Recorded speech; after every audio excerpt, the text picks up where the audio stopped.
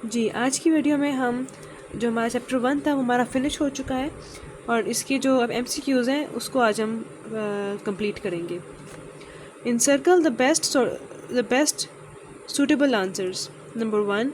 Miss Aisha was busy in dissecting and analyzing the heart of frog. Probably she is a जो miss Ayesha हैं वो frog का जो दिल है उसको डाइसेक्ट कर रही हैं और उसको देख रही हैं कि उसका हार्ट किस तरह का है और उसको मतलब स्टडी कर रही हैं। तो वो क्या हो सकती है? क्या वो एक सेल बायोलॉजिस्ट हो सकती है, एक टेक्सोनोमिस्ट हो सकती है, वो हिस्टोलॉजिस्ट हो सकती है, वो पैलेंटोलॉजिस्ट हो सकती है? तो सही आंसर हिस्टोलॉजिस्ट है, क्योंकि जो एक हिस्टोलॉजिस्ट होता है वो प्लांट या एनिमल टिश्यूज़ या उनके फंक्शंस या उनकी कंपोजिशन को स्टडी करता है। Number 2. How many people get lung cancer by smoking? This question can be answered through. अब इसमें एक क्वेश्चन दिया गया है कि how many people get lung cancer by smoking, कितने लोग हैं जो कि स्मोकिंग करने से उनको लंग कैंसर हो जाता है। अब ये जो क्वेश्चन है किस तरह इसका आंसर दिया जा सकता है? क्या इसका आंसर बायोमेट्री के थ्रू दिया जा सकता है, बायोफिज़िक्स के थ्रू दिया जा सकता है, बायो इकोनॉमिक्स के थ्रू दिया जा सकता है, या बायो जियोग्राफी के थ्रू दिया जा सकता है? तो इसका आंसर बायोमेट्री के थ्रू दिया जा सकता है। ये बायोमेट्री ये इसको बायोमेट्री भी कहते हैं और इसको बायोस्टैटिस्टिक्स भी कहते हैं, जिसके बारे में हमने पहले पीछे पढ़ा था।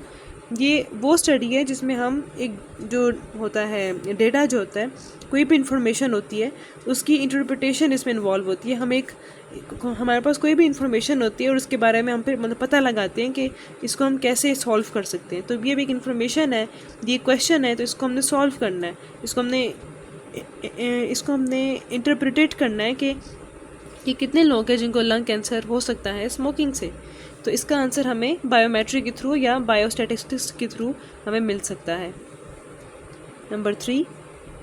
अल कानून फिल तिब is the famous book of Bu Ali सीना। ये इसकी जो स्टेटमेंट है ये पीछे बुक में मौजूद है। Number 4. One of the following contains large number of cells but not a multicellular. इसमें से कोई एक है जो कि मल्टी सेलुलर नहीं है, लेकिन उसमें एक से ज़्यादा सेल्स पाए जाते हैं, और वो अभी हमने लास्ट टॉपिक में हमने पढ़ा था, जो कॉलोनियल ऑर्गेनाइजेशन में हमने पढ़ा था, वॉल्वॉक्स। वॉल्वॉक्स में क्या होता है, ये मल्टी सेलुलर नहीं है, लेकिन इसमें बहुत सारे जो एक सेल है वो मिल के वो एक कॉलोनी बना लेते हैं। जो वॉल्वॉक्स जो है वो make colony of uni cells, जो एक ही जो सेल्स होते हैं वो आपस में मिल के कॉलोनी बनाते हैं। बाकी सब के अलावा जो सब हैं ये मल्टी सेलुलर है। According to 5 kingdom classification, mushrooms belong to plantae, fungi, animalia, protista. तो ये बहुत आसान सा ये एक ऑब्जेक्टिव है कि जो मशरूम्स हैं वो किंगडम फंजाई में पाए जाते हैं। Number 6. The level of organization which is represented by the heart of the frog is, जो फ्रॉग का जो दिल है वो कौन सी लेवल ऑफ ऑर्गेनाइजेशन में आता है? तो वो ऑर्गन में आता है। Number 7. One of the following is not a macromolecule. इस सब में से कोई एक है जो कि मैक्रोमोलिक्यूल नहीं है बल्कि माइक्रोमोलिक्यूल है, वो है ग्लूकोज। इसकी ये जो सेंटेंस है ये पीछे बुक में मौजूद है। The number of plants in desert are scarce. Scarce means के लेस होना, कि डेजर्ट में जो प्लांट्स हैं वो कम होते हैं। This could be the statement of, ये स्टेटमेंट किसकी हो सकती है? एक पैलियो ऑन्टोलॉजिस्ट की हो सकती है, सोशल बायोलॉजिस्ट की हो सकती है, बायोजियोग्राफिस्ट की हो सकती है, या टेक्सोनोमिस्ट की हो सकती है। तो ये एक स्टेटमेंट बायोजियोग्राफिस्ट की हो सकती है, जिसमें हम जो कि मतलब जो बायोजियोग्राफी को स्टडी करता है, जिसमें हम स्टडी करते हैं study of distribution of organism in space and time. तो हम प्लांट्स की जो डिस्ट्रीब्यूशन है डेजर्ट में हम वो स्टडी कर रहे हैं। तो ये जो स्टेटमेंट है ये एक बायोजियोग्राफी वाले की स्टेटमेंट है। नंबर 9.